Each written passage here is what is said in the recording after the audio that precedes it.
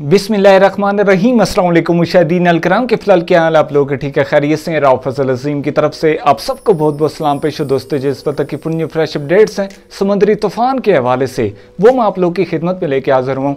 आप लोग देख सकते हैं ओमान की CAA की तरफ से अलर्ट में शाया की गई है। इस अलर्टमेंट के मुताबिक तमाम एहतियाती तदाबीर बताई गई हैं और समुद्री तूफान के हवाले से बताया गया है जो कि बहिरा अरब के अंदर इस वक्त के मुताबिक उठ रहा है। तो भाई इस हवाले से ओमान की CAA की तरफ से ये बताया गया है कि इस वक्त के मुताबिक समुद्री तूफान मौजूद है बहिरा अरब के अंदर और अगले 72 घंटों के दरमियान ये हो सकता है कि आ जाए ओमान के अंदर।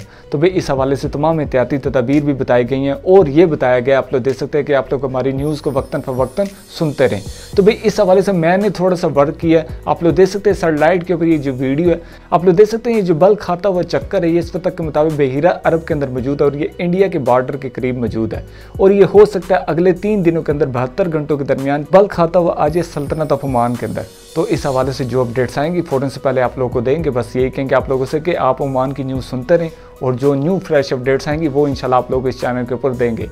तो ये इस वक्त की अपडेट्स थी। फजल अजीम को दीजिए इजाज़त। अल्लाह हाफिज़।